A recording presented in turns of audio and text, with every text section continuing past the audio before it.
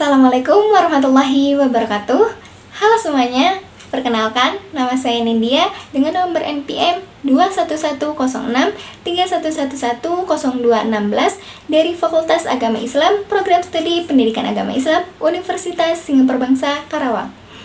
Di sini saya akan membawakan sebuah kasus yang berjudul Siswa SMP 132 Jakarta Barat tewas usai terjatuh dari lantai 4 gedung sekolah. Bagaimana ceritanya? Kok bisa? Ini dia ceritanya, check it out. Seorang siswa laki-laki berinisial D yang berusia 16 tahun yang merupakan siswa kelas 9 di Sekolah Menengah Pertama Negeri atau SMP di Cengkareng, Jakarta Barat ditemukan meninggal dunia usai terjatuh dari lantai 4 pada hari Senin tanggal 9 Oktober 2023. Ketua Komisi Perlindungan Anak Indonesia atau KPAI Ai Mariati Solihah menyatakan siswa SMP 132 Jakarta ini bukan tewas karena bunuh diri, melainkan terjatuh dari lantai 4.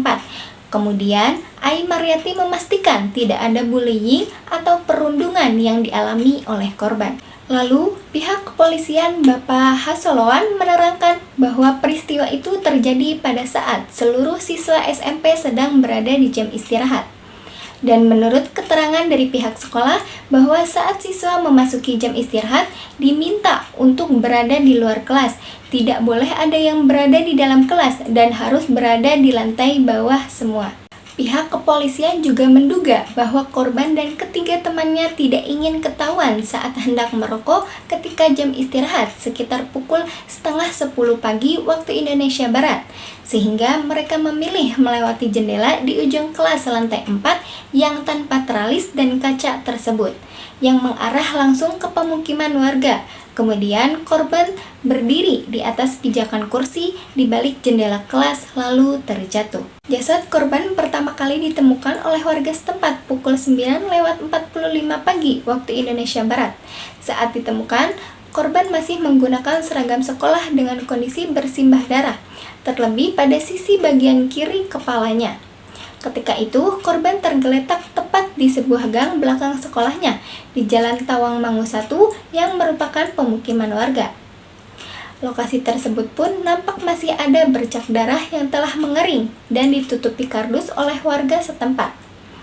Dan garis pembatas dari kepolisian juga telah terpampang usai melakukan olah TKP. Menurut keterangan warga, Ibu Mei menyatakan saat korban ditemukan, korban masih hidup, kepalanya masih gerak-gerak, kemudian dikumandangkannya azan, dan langsung dievakuasi ke Rumah Sakit Geraha Kedoya untuk diperiksa lebih lanjut. Dan hasil pemeriksaan tersebut ternyata korban sudah tidak bisa tertolong dan dinyatakan meninggal dunia. Lalu, 3 orang saksi telah dimintai keterangan, sebagian besar merupakan teman korban yang disebut mengetahui kronologi kejadian.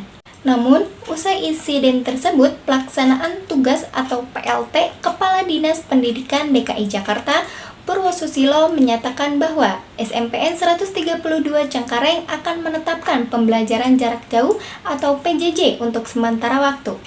Hal itu disampaikan usai takziah ke rumah korban. Purwosusilo juga menjelaskan penerapan adanya PJJ guna untuk mempermudah kepolisian menyelidiki kasus kematian di sekolah tersebut. Beliau juga memastikan untuk layanan dan pembelajaran harus tetap diberikan pada siswa yang didampingi oleh guru masing-masing. Selanjutnya, saya akan menjelaskan penyelesaian masalah dengan menggunakan pendekatan. Yang pertama, menggunakan pendekatan developmental, karena pendekatan ini diberikan kepada semua individu dan bukan hanya pada individu yang mengalami masalah saja. Oleh sebab itu, pendekatan ini sangat cocok digunakan untuk menyelesaikan masalah yang sedang dialami oleh SMP 132 Jakarta Barat. Dan pendekatan ini juga bisa dilakukan melalui layanan bimbingan kepada seluruh warga sekolah dengan cara mengumpulkan siswa di lapangan sekolah dan memberikan pengumuman agar tidak mencontoh seperti kasus yang sudah terjadi. Yang kedua, menggunakan pendekatan preventif, yang mana pendekatan ini bisa digunakan untuk menyelesaikan kasus yang sedang saya bahas. Karena pendekatan ini bisa mengantisipasi masalah yang terjadi. Contohnya, Dalam kasus ini, korban merokok sebelum terjatuh dari lantai 4 gedung sekolah.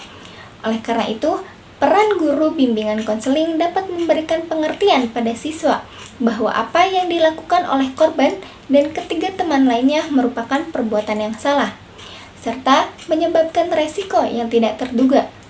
Dan pendekatan ini juga bisa mengantisipasi agar kasus tersebut tidak terjadi kembali. Sekian kasus yang dapat saya sampaikan dan pendekatan yang saya sampaikan. Semoga korban diterima amal dan ibadahnya oleh Allah Subhanahu wa taala. Amin. Wallahul muwaffiq ila aqwamit thoriq. Wassalamualaikum warahmatullahi wabarakatuh.